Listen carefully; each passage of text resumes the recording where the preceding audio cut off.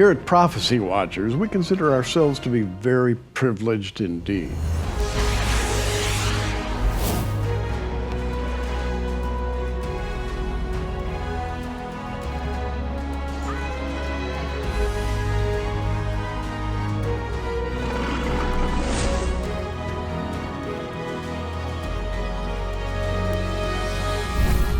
And why are we privileged? Because we get to talk to people like Carl Teichrib, whose book, Game of Gods, is absolutely wonderful. Carl Teichrib, welcome to Prophecy Watchers. Thank you very much. It's a pleasure to be with you today. Now, I have made my way through this book. It is a book. It is a book. It's got information in it. And when I first met you, I said words to the effect, Carl, to me, this book is the world's longest prayer request because you document what's happening in the world today. And every time I read about something in your book, I stopped and said, Lord, please help us. Our world is falling apart. All I did, Gary, was I documented the context behind the spiritual reality of our times. Really, in many respects, this is what your neighbors believe, what your family believes. Yeah. Maybe not to the extent, the detail, the complexity of it, but the essence of it is there. And yes, we are in an age when we as Christians need to pray. We're being challenged, but not only are we being challenged, we need to look at how we respond to that challenge. And prayer, yes, I like the approach you take. Prayer, this is a long prayer request. It really is. And let's talk about the title, Game of Gods. When I first read the title, Game of Gods, all sorts of imagery entered my head. I had no idea Right. what this Game of Gods is. What is it? I wrestled with finding a title. I wrestled with it a lot. And one evening, as we were sitting around in our kitchen, my son, as I was describing what the book was about, and taking it from the Genesis 3 context, whereas Genesis 3, Adam and Eve are being deceived. The serpent says, you will be as God, you will know good and evil, you will be as God, and you will never die through special knowledge. And my son looked at me and he said, we've been playing games of gods, haven't we? Ever since Genesis 3, we've been playing games of gods. We know good and evil. And at the same time, we're constantly living this first lie. And really, Game of Gods, this reflects the complexity of that first lie as it's played out in politics, technology, culture, religion, philosophy, right down to our living rooms and into our own households. Carl, your book called Game of Gods has a theme, and I think we ought to establish the theme before we go any further. Yeah, I'm glad you brought that up because how do you condense 500 plus pages of material? How do you condense it? And I was honestly wrestling with it. I was wrestling with how you drew this together. And coming home one day from church with my wife, literally the day before we had the book published, these words came to me. And I'll just read it off of my introduction because I have it in my introduction. I have it at the back of the cover as well. Humanity has three great desires: to be as God, to be masters of meaning and destiny, to build heaven on earth. This is that story. And really, that's what this is. This is man's desire, a critique and a journey into understanding how man is attempting to play God, how we're attempting to find our own meaning, our own purpose, and how we desire to build heaven on earth the way we see fit. And this pulls out of the biblical themes of Genesis chapter 3, to be as God. It pulls out of the account of the Tower of Babel as we work to construct our own edifice to our own greatness. It explores what we attempt to do in finding our own salvation. And really, in many respects, the book is just a massive documentation of humanity searching for its own redemption. And what struck me is the fact that it really goes back to the garden, when Satan said to Eve, you shall be as gods, knowing good and evil. The big promise, right? Which of course was a lie. Right. And from that day to this, fallen man has struggled to be as a god. Now, your research is different, I think, from most people's research in that you actually go various places. You meet people. You go to festivals, convocations, and you actually talk to the people who are participating in these things. And I have to tell you, after reading Carl's book, there are an amazing number of false religions out there. And you're very familiar with those. You know, the world has become increasingly complex. At one time, if you would have looked at the early 1960s, late 1950s, you might have said secularism is where we were going. Now it's religious pluralism. It's a complex reality of all kinds of faiths, all kinds of spiritual pursuits, and they're all clamoring for attention. And Christianity, biblical Christianity, stands apart. Mm-hmm. And what we're seeing is a world that has become very convoluted. And you're right, as I go to these events, as I go to festivals, as I go to the Parliament of World Religions, you're seeing a smorgasbord of spirituality. Whatever is there, whatever you desire, it's all there. For example, you've gone to a place called the Burning Man Festival. Yes. Now, there are a lot of people who may have heard those words, may not. Right. What is it? Oh, golly. Yes, Burning Man is found in chapter 14 of the book. Burning Man is, at one time, would have been considered a countercultural festival. Festival is not the right way of saying it. It's more like a gathering. It's a construction of its own city, and approximately 75,000 people participate. I've gone for the last couple of years. I go for research purposes because this is the cutting edge of culture. It's where the world comes together. It's where Silicon Valley comes together. I view it in many respects as the unofficial United Nations of Silicon Valley.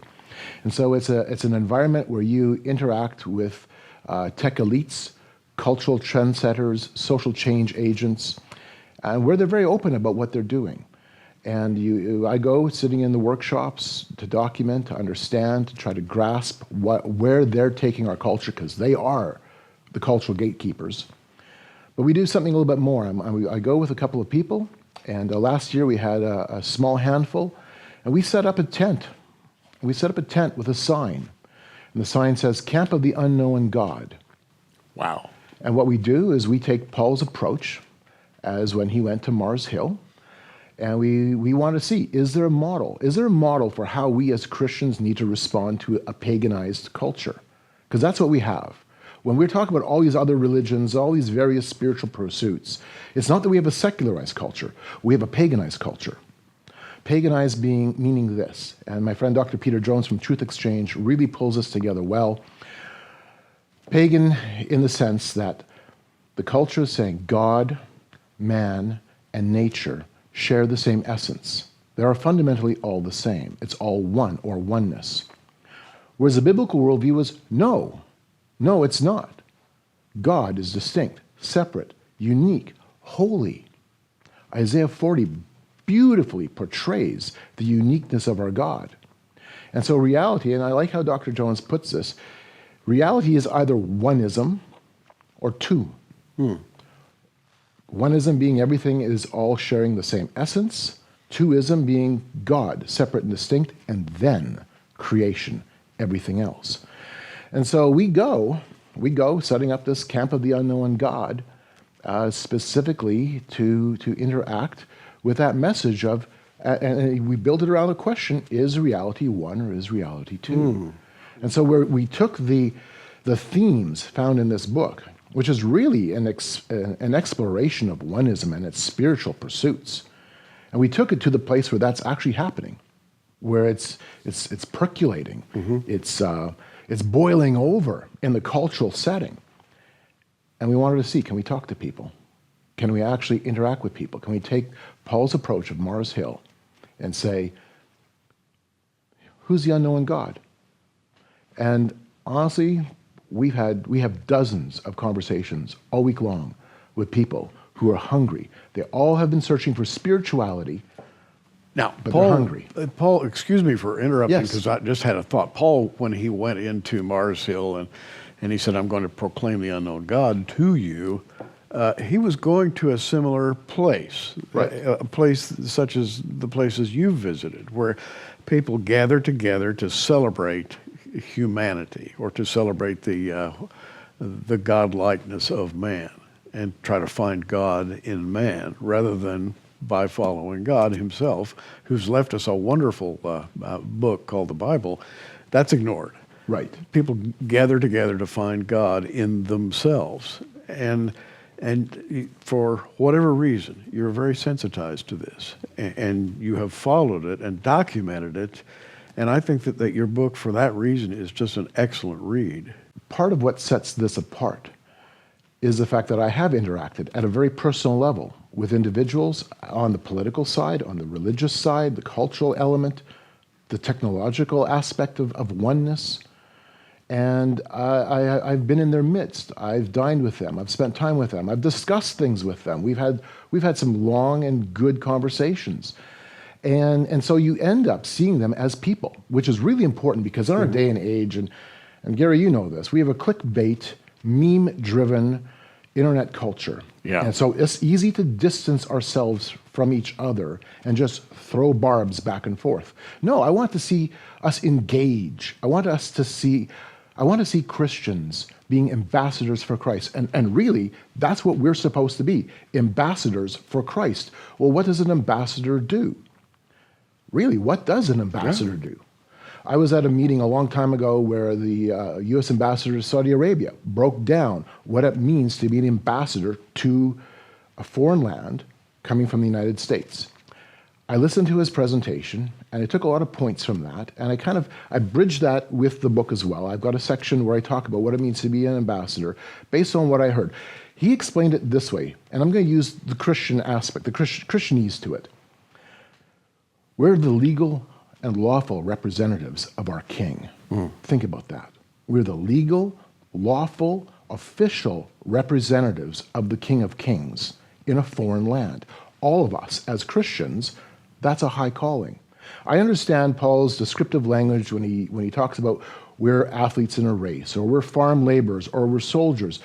But when he uses the term ambassadors, it's harder for us to grasp that unless you've spent some time interacting with that community. Well, first of all, and that's really important, you are the legal representative of your king in a foreign land. What does an ambassador do? You know the culture, you study the culture. It doesn't mean you become the culture. You're set apart from that culture. But you study and know it enough so that you can relate the king's message to that culture in an effective manner. Wow. And that is key. We have to do that. And that culture is becoming more and more estranged as time goes by. I was looking at your book, and by the way, this book is the place to go if you want to find out what's happening today on the dark side. If you want to know what to pray about, Carl's book, Game of Gods, will definitely inform you about what it is. And I was looking here at what you have to say about entertainment. And you mentioned Avatar, Star Trek, Space Odyssey, The Matrix, X-Men, iRobot, Gamer, Transcendence, Blade Runner, The Island, Virtuosity. I could just go on and on and on, but you get the idea. Entertainment has become spooky. Oh, it's preaching to dark. you. Yes. Religious. Right. And the religion is that you can become a Superman if the right thing happens to you. Right, right. It has a religious message. It's preaching to you. I teach a course every couple of years or so at a Bible college on secular and pagan trends. And this is one thing, and this is where I pulled that section that you were referring to out of the book, which is a chapter on transhumanism. And I tell my students, listen, the culture is preaching to you. They are giving you a message. And that is exactly what you've just described in naming off those different movies. We have a culture, an entertainment industry that is preaching a message. They're selling you something. They're pitching something to you. What is it that they're pitching to you? You can be as gods. Yes, yes, yes, you can ascend. Your higher self can ascend through technology, through whatever the case may be, through different things that happen that transpire in the movie script.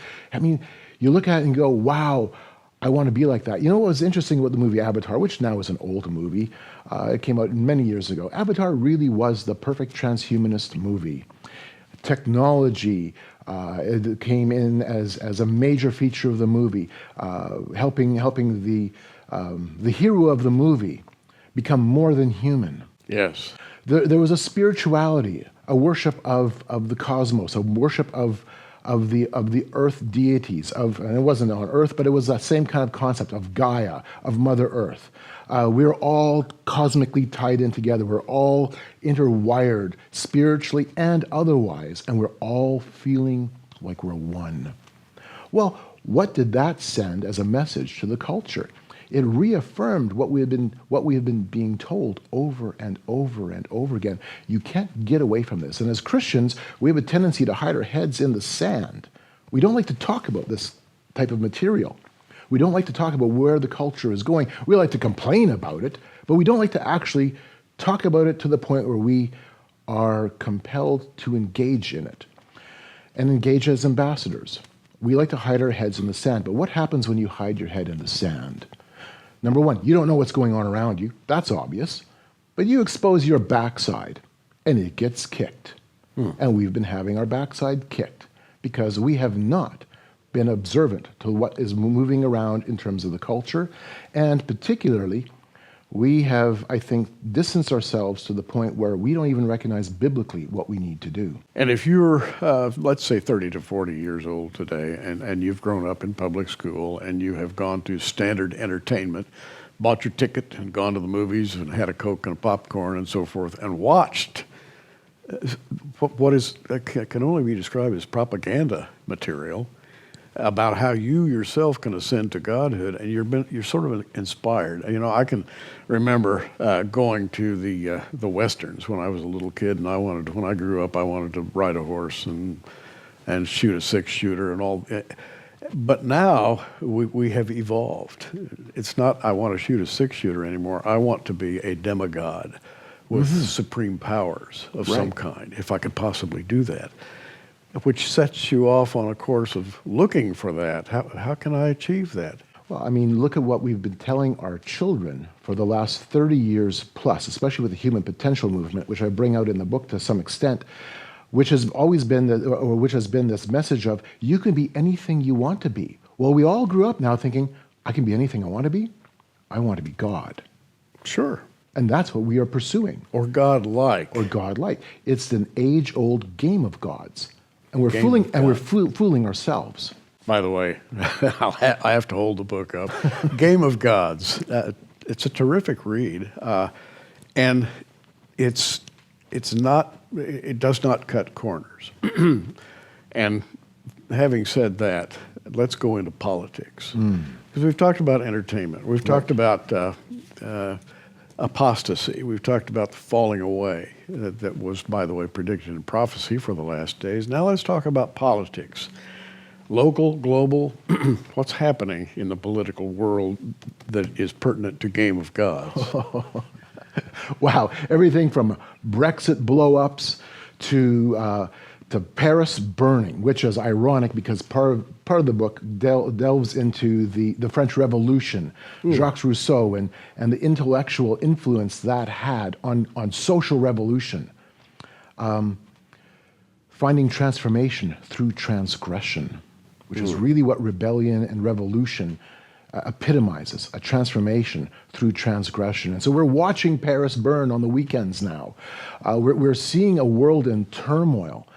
One of the chapters goes into politics at an international level because since 1997, I've been going to events that bring out some of this to the forefront. United Nations events, global governance events, a fly on the wall to try to understand what is it that we're trying to achieve. And I call that chapter The Cult of World Order. Because I want people to realize that politics, when you get to the level of what we want to do is restructure the world into our image. We want to build heaven on earth, create a utopia in our image. Well, now we're actually talking about religion. We're talking about a cult. This is a cult of world order. And you know, it's been over 100 years since Marx and Trotsky and Lenin and Mao Zedong, and it's all 100 million people died worldwide, at least, because of various revolutions, all of which were designed around the concept you're speaking of. Yes, yes. And those are the direct result of the French Revolution, the explosion that took place in thinking, ideologies, And I have to worldviews. say, Dickens, Tale of Two Cities, Yes. it was the best of times, and it was the worst of times. Well, Right. that could describe today. Absolutely, absolutely. We're just living out this first lie of Genesis chapter 3, and we just do it in very complex ways, but ultimately it says the same thing. It has that same messaging that we are the ones who are in charge. We're the ones in charge of finding our own meaning and destiny. And I'll read you a quick quote from Gene Stapleton. You remember Gene Stapleton? Oh, yes. Yeah. All right. In chapter 11, Cult of World Order, I take you to the United Nations. I take you to World Federalist meetings. World Federalism is this concept that what we can do is we can create a world order, a world government, through the principle of federalism. And I'm not going to go into the details except to say that there's organizations dedicated to that. And I take you with me to meetings where we discuss these principles. I take you to World Federalist meetings. Gene Stapleton, and I wrap up chapter 11 with her words. And this is important because this tells us that this is really an aspect of redemption built in our image. The goal of the World Federalists is peace through unity of government. We must support their vision of oneness in diversity, for it is the salvation of humanity. Salvation. Yes, the oneness of that we experience in our diversity, and this concept of peace through government, the unity of global government. That is the salvation of humanity. By the way. No, it's not the salvation of humanity. No, it's not. And salvation comes from only one place. Right. Right. But, I'm thinking of today's politics in America. Vicious, oh, yes. gut-wrenching politics. And we have a whole new generation coming up, essentially preaching that we can save ourselves if we do the right things, if we pay homage to the right institutions Yes. and the right persona at the right time, then we will find salvation. But we have to give up all these wonderful things in order to do that. And allow one or two people to control everything. That's sort of the wondrous message that's being... Oh, it sounds so good, doesn't it? It does. Because it devoids me then of the personal responsibility that I really should hold. It really takes that away and puts it on government and says, government, you are our father, you are our mother, you look after us. We pay homage to you. Really, what I'm seeing with today's setting, especially in the United States, and remember, I'm Canadian. I'm not an American citizen, but we watch. The whole world watches America. And we watch Canada, by the way. And we're seeing turmoil in your land. We see, Yeah. I mean, your country is polarized. Yes. The world is becoming polarized. And how I'm looking at it in many respects is this is the fruit of the rebellion and the revolutionary mindset that was already in play in the 1960s. And that, you can read between the lines in the book, and you'll realize that really quickly. We're just now living out the dreams that were put before us 50 years ago. Now, you have a section in your book called Fade to Green. Now, that's very, very, shall we say, pertinent at the moment. Oh, yes. Fade to green. Everybody wants to be green. What is this? Does it have anything to do with vegetation? Where do we find our meaning if we have, to create, let's say, a new myth for how we want to live in this world? Well, ultimately, what we see governments do and what we see culture do, and I bring this out in that chapter, in that section, is we look at the earth, the environment, ecology, and that becomes our guiding principle. Everything we do then focuses on Earth. And Earth Day is a perfect example of that. I documented the history of Earth Day and how really it is an anti-Christian, was an anti-Christian movement and remains so, giving a completely different salvation message, a different redemption message. But how the politics of green interlock with economics, with government, And hey, right now, you've got some really interesting things happening in your own country with the Green New Deal coming into the public light. None of these ideas, though, are new. The Green New Deal isn't new. We were talking about these things at the UN back when I was at the United Nations Millennium Forum. We understood that if the world has to come together, if we're going to restructure society, we need some new myth that we can coalesce around. And it's our mother. And by the way, it's the pagan myth. A pagan myth. If you're not green, you're a sinner. Yes. In the most literal sense. Yes. Because there's a religiosity attached to this. Absolutely. It's a world religion. And if you don't agree with their version of redemption, you're the enemy. Wow. We are talking with author Carl Teichrib, who is an excellent writer and a documentarian. I mean, he goes places, he listens, he watches, he talks to people, and gathers information about what's happening today. You read Game of Gods, and it's going to open your eyes. And as I said at the beginning of this program, you're going to have a prayer list a mile long, because this book informs you about what really needs to be prayed about as we speak in today's world. For your gift of $35, free shipping anywhere in the United States, we'll send you Game of Gods, and you will not regret owning this book. You may not read it all in one evening. You won't. You'll be taking notes. You'll be reading it over a period of time, and you'll be telling people about what you found in this book. By the way, Carl's gave us a couple of presentations at the recent Blessed Hope Prophecy Forum. One is called Game of Gods, the Temple of Man, and the other is called The Cult of the World Order. And we're going to send you these two DVDs along with the book Game of Gods for your gift of $35. ProphecyWatchers.tv, scroll down through the online bookstore. You're going to find Carl Teichrib's name, and you'll find this Game of Gods package, which you can easily order, and you will not regret having ordered it. In fact, Carl's presentations on DVD, I attended one of them, by the way. You probably didn't see me in the back of the room, but I was there. I heard you were there. And he's an excellent speaker, an excellent writer. We have just a few seconds, Carl. Sum it up, because there's a lot to sum up. There's a lot to sum up. Listen, it's time that we take being an ambassador for Christ seriously. It is my hope, and really this is my hope, that this book will help equip you, help equip the Christian community to be effective ambassadors for Christ in a world of change. And it's time that we take our Christianity seriously as the world plays games of gods. There's only one God. Yes. And only one Son of God. And he said, I'm the way, the truth, and the life. No man cometh unto the Father but by me. And that's one of the sub-themes of your book.